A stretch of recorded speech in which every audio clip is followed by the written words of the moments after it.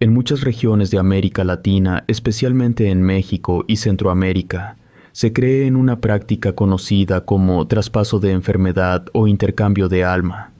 Según estas creencias, un brujo o curandero puede transferir una enfermedad mortal de una persona a otra mediante rituales, alimentos embrujados o hechizos. Trataré de ser muy breve.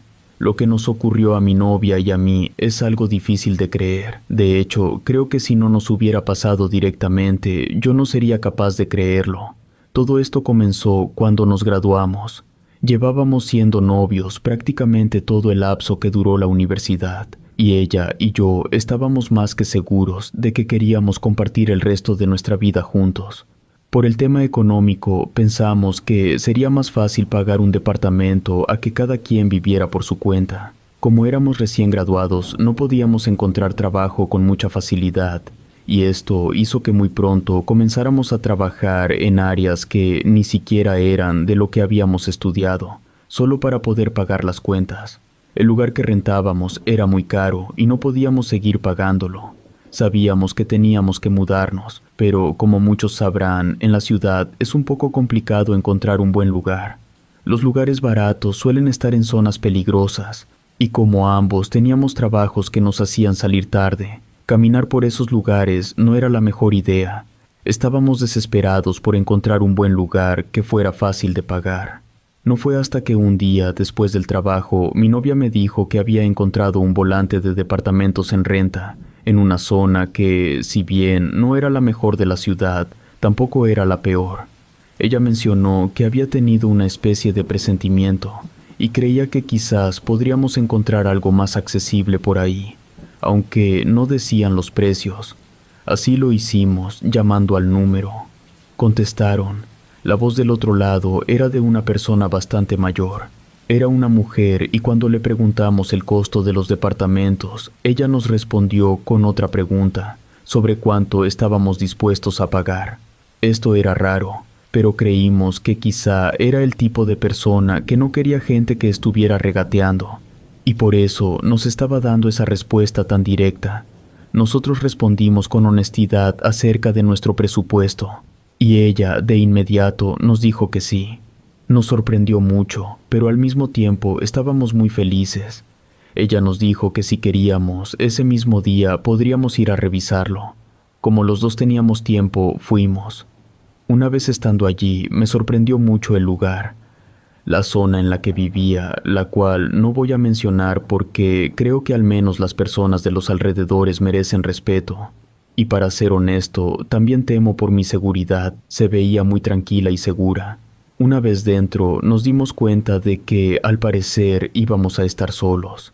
Y con esto me refiero a que, si bien estábamos acostumbrados a que los departamentos fueran en edificios muy grandes y pequeños, este no era así. Más bien, parecía que era una casa que, en su tiempo, había sido muy grande y que actualmente había sido dividida en dos secciones. Se notaba porque las construcciones se veían más o menos recientes, mientras que el resto de la casa ya se veía algo vieja, pero bien cuidada. La señora era alguien que se expresaba de manera muy elegante. No parecía que ella era el tipo de persona que necesitaría rentar a otras personas. Pero una vez que vimos el lugar, nos quedamos completamente maravillados. Como dije, no era un departamento cualquiera. Era como si fuera una mini casa. Tenía una sala espaciosa, un pedazo de patio donde podíamos colgar ropa y meter cosas. No estábamos acostumbrados a tanto espacio. Tanto yo como ella ya nos habíamos acostumbrado a vivir en lugares muy reducidos. No podíamos creer que nos lo estuviera rentando por ese precio. Quisimos cerciorarnos de que ella hubiera escuchado bien y no pensara que íbamos a pagar de más. Un lugar como ese, sin duda, costaría más de lo que nosotros podíamos pagar por aquel entonces.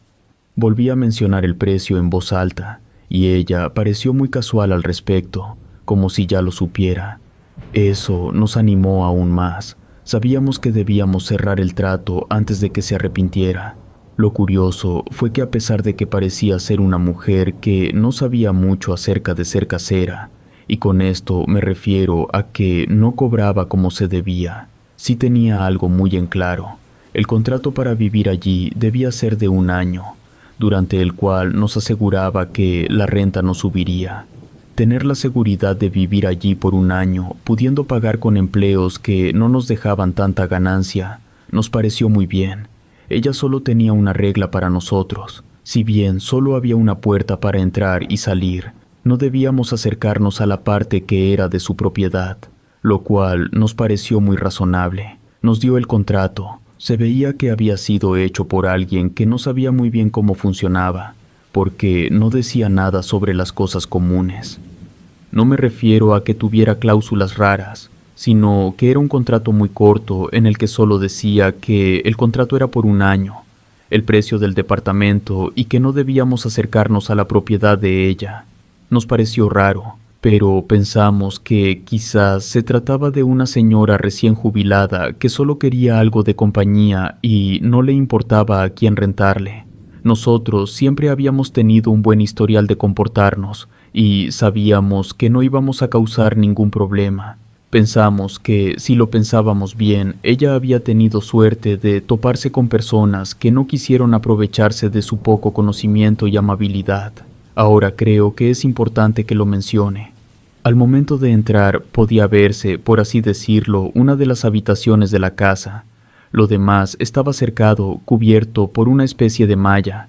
No era posible para nosotros ver el resto de la casa de ella.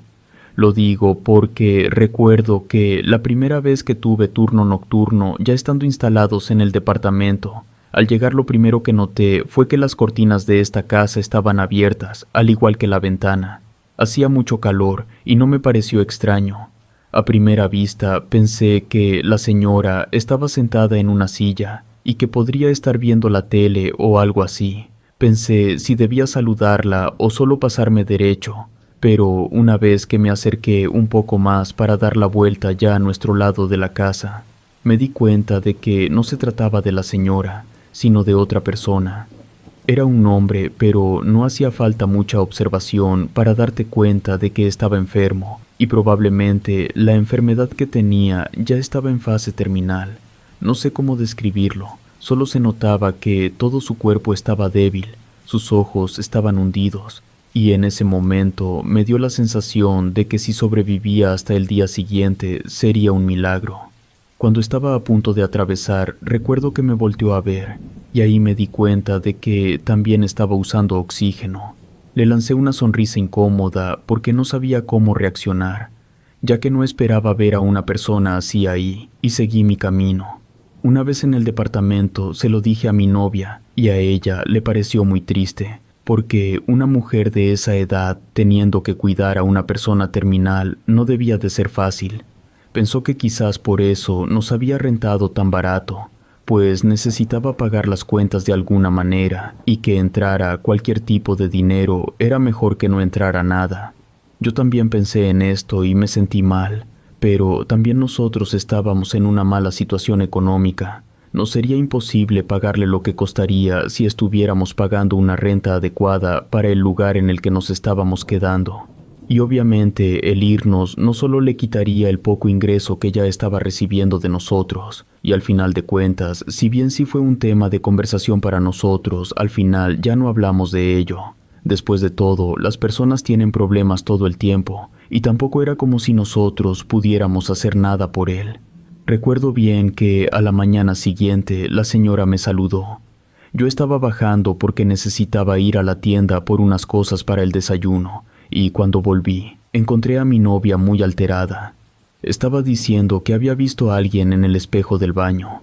Traté de tranquilizarla, pero ella estaba muy asustada.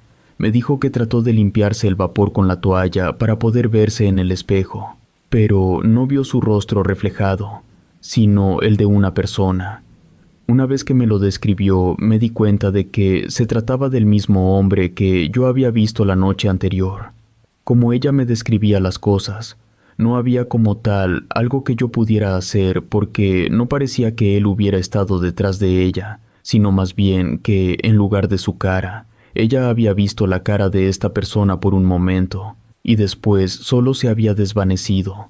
Traté de tranquilizarla, diciéndole que quizás no lo había visto, que tal vez se había quedado muy alterada por lo que yo le había contado la noche anterior, y como era muy temprano y a ella siempre le costaba trabajo despertarse en las mañanas, tal vez aún estaba un poco desorientada cuando eso pasó. Ella negó esto al principio, pero entre más lo pensaba, más concordaba con mi explicación. Después de todo, era una persona muy sensible y este tipo de cosas le afectaban más a ella que a mí. En el trabajo que ella tenía, los horarios de apertura eran más comunes que los míos. Por lo general, ella llegaba a casa cerca de las 4 o 5 de la tarde.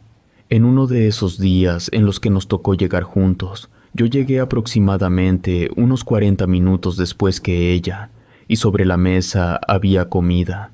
Me sorprendió que lo hubiera preparado tan rápido, y se lo hice saber. Ella me respondió que no la había preparado, sino que la casera era la que nos había llevado la comida. Se había ofrecido a cocinar para nosotros, obviamente, por una cantidad de dinero a pagar. Ella me dijo que le había dicho que sí, pues aún le daba algo de lástima la situación que estaba pasando con su familiar, y pensó que solo quería tratar de ganar algo de dinero extra. Me comentó que sus costos no eran elevados, que prácticamente solo nos estaba cobrando los ingredientes. Me pareció raro, pero cuando me dijo el costo también me pareció muy adecuado, nos evitaría mucho trabajo extra. Creo que este fue el principal error. A medida que esto pasó, algo comenzó a ocurrirnos a los dos, y algunas situaciones extrañas empezaron a suceder en la casa. Por ejemplo, a pesar de que jurábamos haber dejado ciertas cosas en un lugar, cuando amanecía estaban en otro completamente diferente, hasta el punto de que en una ocasión encontré las llaves de mi moto en el refrigerador. Pero eso no era todo, sino que algunos moretones comenzaron a aparecer en nuestros cuerpos. Al principio no lo notamos, porque salían en lugares que difícilmente podíamos ver, como en la espalda o, en el caso de mi novia, en el cuello, detrás del cabello. Creímos lo peor, fuimos al doctor, pero nos dijeron que se trataba de una deficiencia de hierro y nos recetaron algunas vitaminas, solo para enviarnos a casa. Fue por eso que, a pesar de que seguían apareciendo, ya no les tomamos tanta importancia, ya que creíamos que solo se trataba de lo que nos habían diagnosticado. Esto siguió hasta que un día mi novia ya no quiso salir de la cama. Me dijo que se sentía muy cansada ese día y que sentía que se iba a resfriar.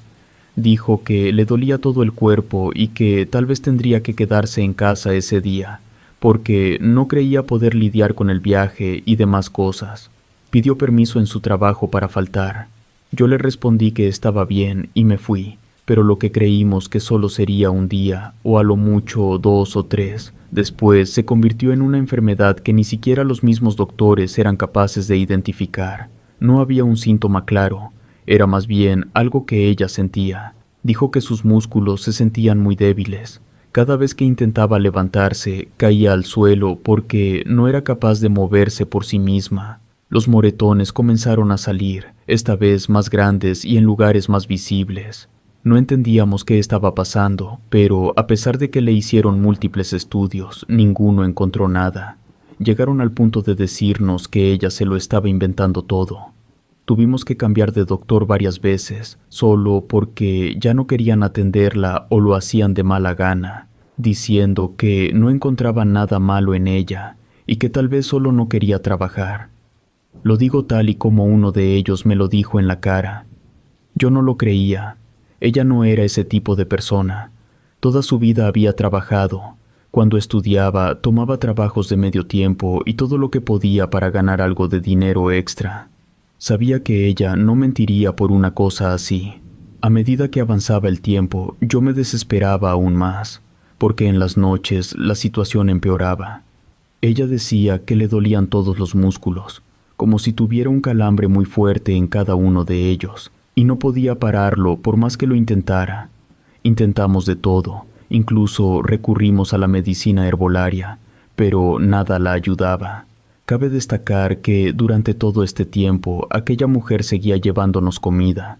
Como yo ya no podía pagarle, porque los tratamientos que estábamos intentando con ella eran muy caros y nos estaban sobrepasando, Ella aún así seguía llevándola y me decía que si no tenía para pagar la renta no debía preocuparme, que ella entendía todo esto. Yo también me sentía mal, me refiero a que mis músculos se llegaban a tensar mucho y me dolían, pero no era tan grave como lo que le pasaba a ella. A pesar de mi dolor, yo seguía yendo a trabajar porque sabía que si no lo hacía nos hundiríamos completamente. Yo sentía que, aún con dolor, era capaz de hacer mis labores diarias. Solo debía tomar algunos analgésicos y lograba mantenerlo a raya. Y en uno de esos días llegué, vi de nuevo a este sujeto, pero ya no estaba en silla de ruedas ni traía oxígeno. No me malentiendan, aún se veía muy mal, pero estaba de pie y ya no parecía estar en fase terminal. Solo se veía muy enfermo, como alguien que recién acaba de salir de una operación muy grande. Estaba pálido, pero se veía que podía recuperarse. Espero estar dándome a entender. Me pareció tan raro que se lo comenté a un compañero de trabajo, y fue ahí que él me planteó la idea de que se trataba de brujería. La verdad es que nunca había sido muy creyente de nada de eso.